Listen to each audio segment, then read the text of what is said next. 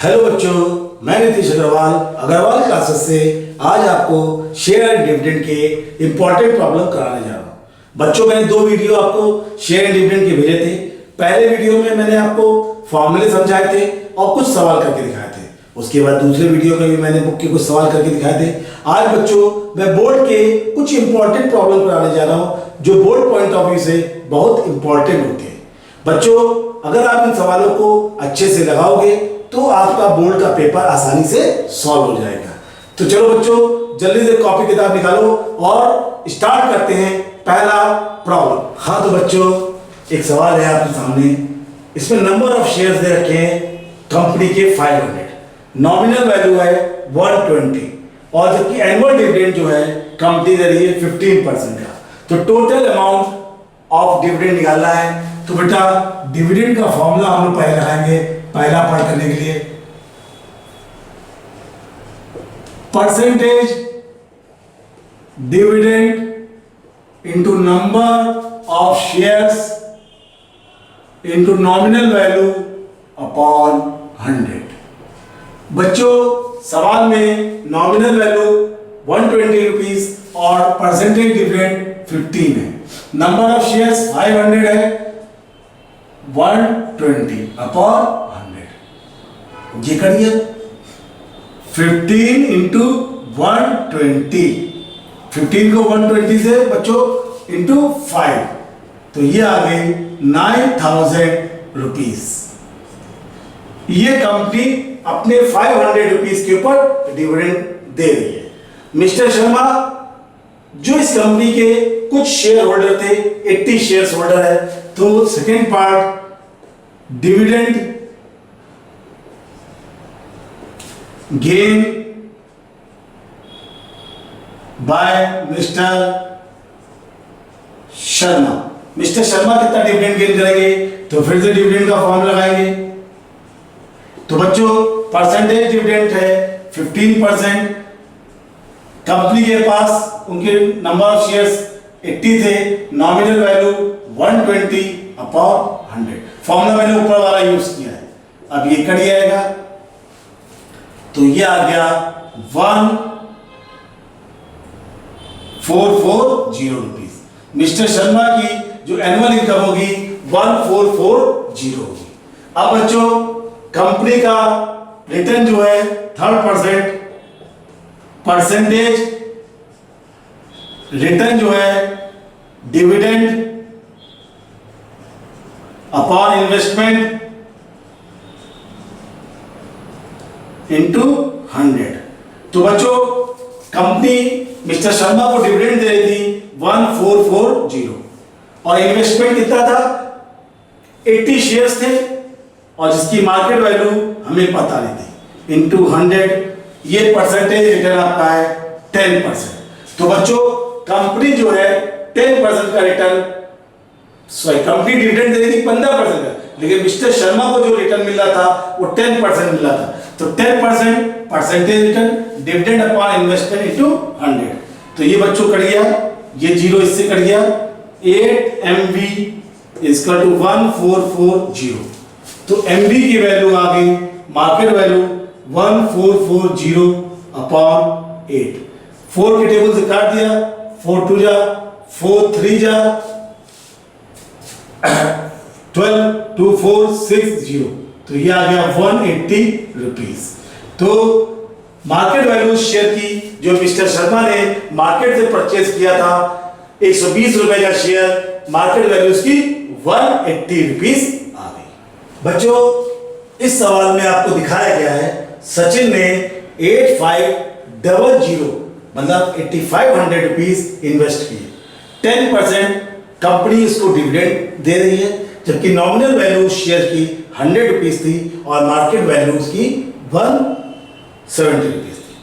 जब बच्चों शेयर का प्राइस बढ़ने लगा और 30 रुपीज बढ़ गया, मतलब उसकी वैल्यू मार्केट में 200 रुपीज हो गई, तब उसने उसको बेच दिया।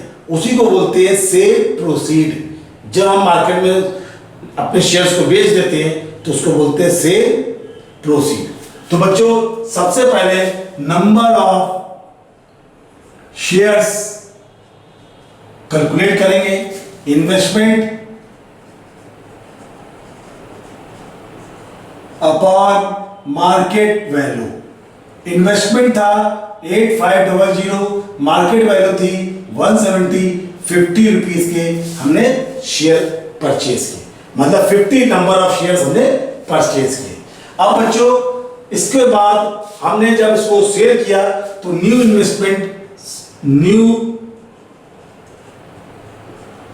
इन्वेस्टमेंट दूसरी कंपनी में इसको बेच रहे हैं। न्यू इन्वेस्टमेंट कितना होगा, 50 शेयर थे और हर एक की वैल्यू 200 रुपीज थी, मतलब हमें मिल गए 10,000 रुपीज। अब हम दूसरी कंपनी में गए, दूसरी कंपनी में तो पहला सेल प्रोसीड इतने रुपीज आंसर आ गया पहला वाला।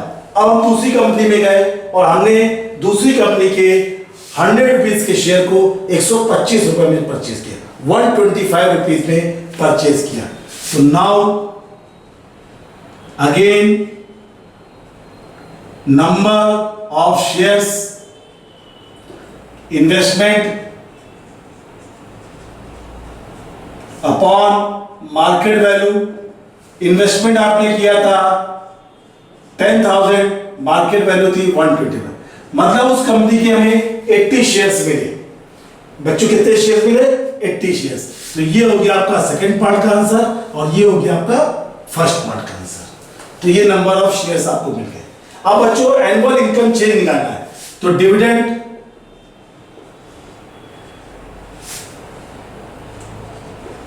इन फर्स्ट केस कैलकुलेट करेंगे। Dividend in first case D1, formula होता है percentage dividend into number of shares into nominal value upon 100। Percentage dividend पहले कंडीशन में 10 था, 50 शेयर परचेज किए थे, नॉमिनल वैल्यू 100 रुपए थी अपॉन 100।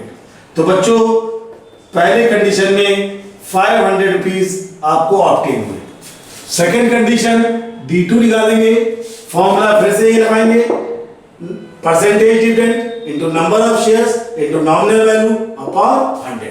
तो इस शेयर में 12% था, नंबर ऑफ शेयर्स 80 थे, नॉमिनल वैल्यू 100 थी upon 100, 960। Change in annual income D2 minus D1, तो 960 माइनस 500, तो यह आ गया 460 रुपीज।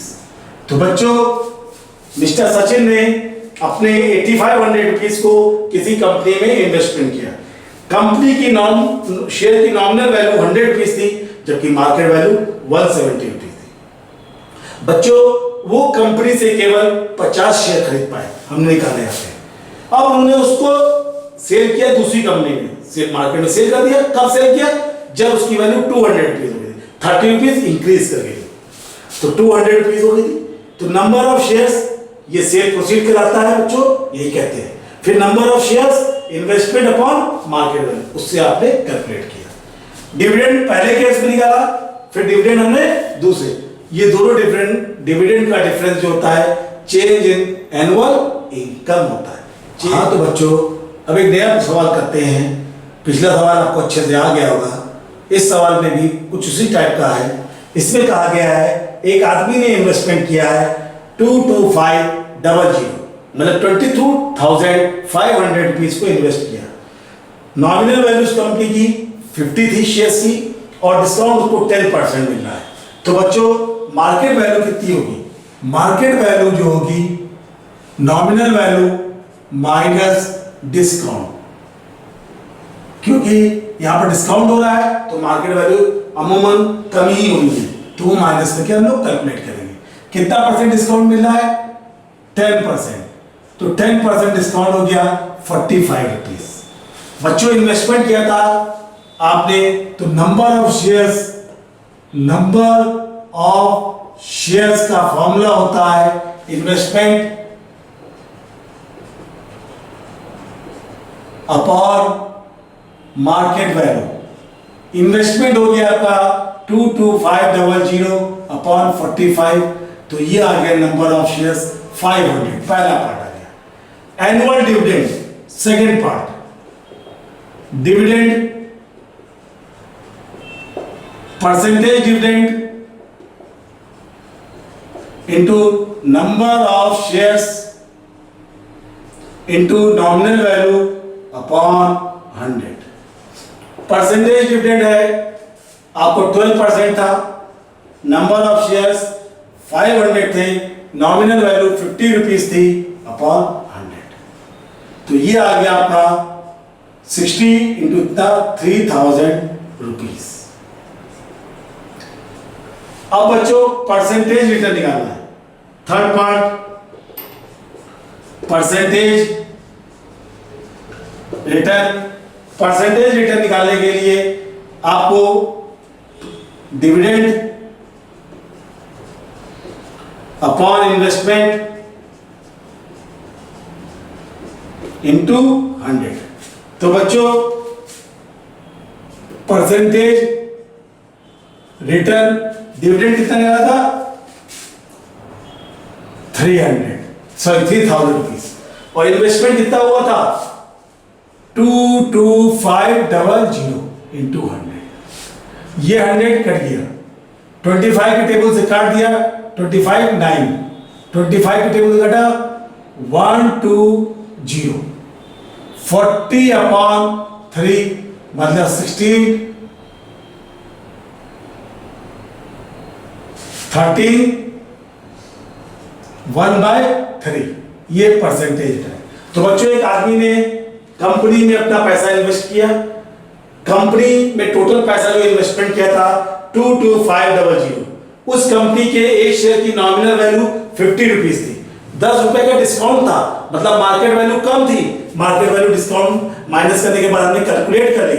नंबर ऑफ शेयर निकालने का मतलब होता है जितना पैसा तुमने इन्वेस्ट किया और एक शेयर की वैल्यू से डिवाइड कर दो, मार्केट वैल्यू से डिवाइड कर दिया, नंबर ऑफ शेयर। डिविडेंड निकाला था percentage dividend into number of shares into nominal value upon 100, solve कर दिया। इसके बाद बच्चों परसेंटेज रिटर्न निकाला था, डिविडेंड अपॉन इन्वेस्टमेंट इनटू 100 लगाकर थर्ड पार्ट हमने कैलकुलेट कर दिया। हाँ तो बच्चों एक नया सवाल आपको सामने है, इसमें नॉमिनल वैल्यू 50 रुपीज थी और उससे मार्केट वैल्यू जो थी उसकी 60 रुपीज थी। इसमें बच्चों उसको इनकम जो हो रही है आदमी को 450 रुपीज की हो रही है, जबकि डिविडेंड परसेंटेज 10 है। आपको 60% रिटर्न निकालना है। बच्चों इस सवाल में आपको दे रखा था उसने सेल किया 60, मतलब इसका मतलब अगर ये घुमा कर थोड़ा सा दिया गया है, यहाँ पर इसका मतलब है 50 रुपए का शेयर उसने 60 रुपीज में परचेज किया, मतलब मार्केट वैल्यू 60 है। इस बात को ध्यान देंगे तभी ये सवाल इजीली हो जाएगा, वरना देख के लगता है कि उसने 50 का खरीदा 60 का सेल किया तो 10 रुपीज में प्रॉफिट, ऐसा नहीं है। 50 रुपए का शेयर 60 रुपीज में परचेज किया, मतलब नॉमिनल वैल्यू 50 थी और मार्केट वैल्यू उसकी 60 थी। तो बच्चों सबसे पहले हम लोग डिविडेंड कैलकुलेट करेंगे। Dividend percentage dividend into number of shares into nominal value upon 100।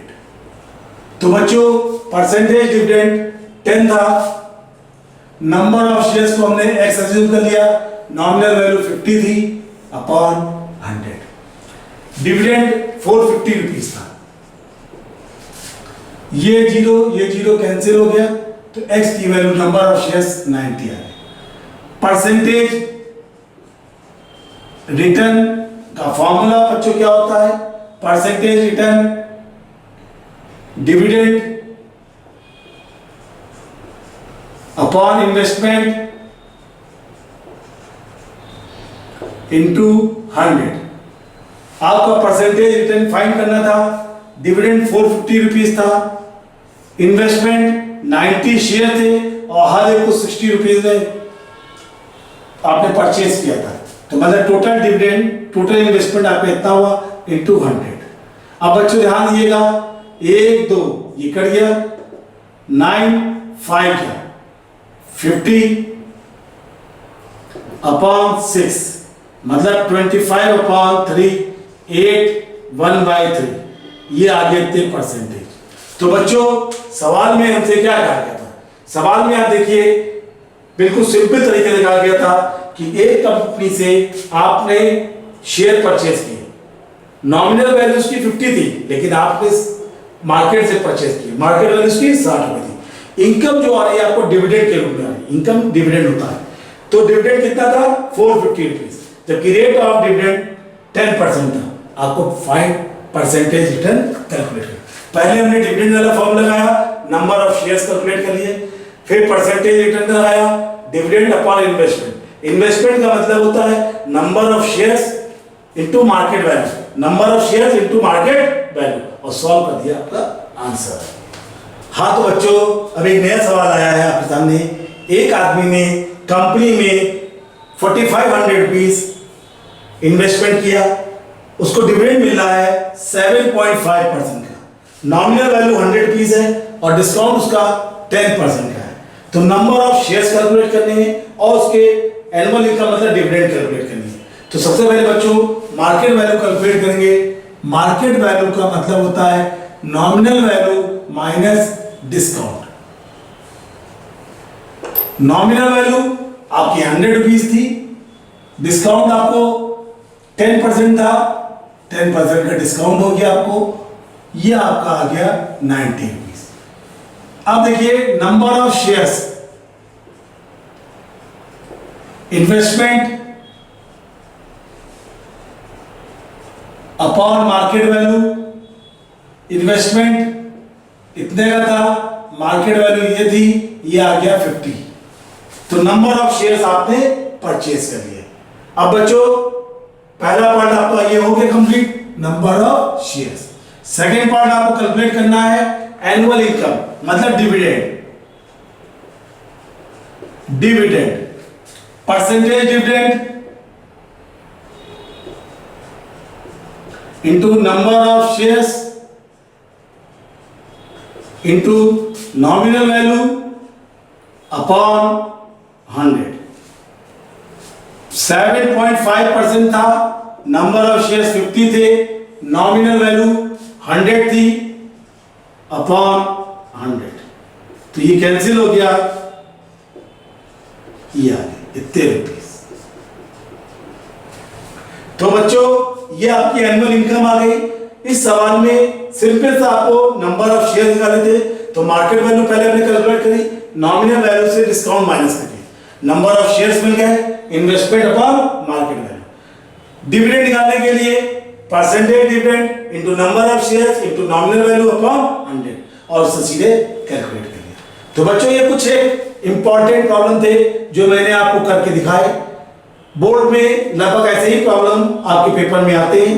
अगर आप थोड़ा सा इंटरेस्ट लेकर इसको ध्यान देखेंगे तो हमारे तीनों वीडियो में लगभग 12-13 प्रॉब्लम मैंने आपको करके दिखाए हैं, फॉर्मूले भी समझाए। अगर आप इन तीनों वीडियो को अच्छे से ध्यान से देखेंगे तो आपका ये चैप्टर अच्छे से समझ में आ जाएगा। बच्चों अगर आपको वीडियो अच्छा लगा हो तो प्लीज़ लाइक और सब्सक्राइब कीजिए, जिससे आगे के वीडियो भी आपको तुरंत का तुरंत मिलते रहे। नोटिफिकेशन आएगा, आप आराम से पढ़ लेंगे। आगे मैं आपको अंदर चैप्टर पढ़ाऊंगा तो आपको जल्दी से जल्दी वीडियो मिलते रहे। और बच्चों कोई प्रॉब्लम लग रही है तो प्लीज़ कमेंट कीजिए या मेल कीजिए, मैं आपकी प्रॉब्लम को समझा दूंगा। थैंक यू बच्चों।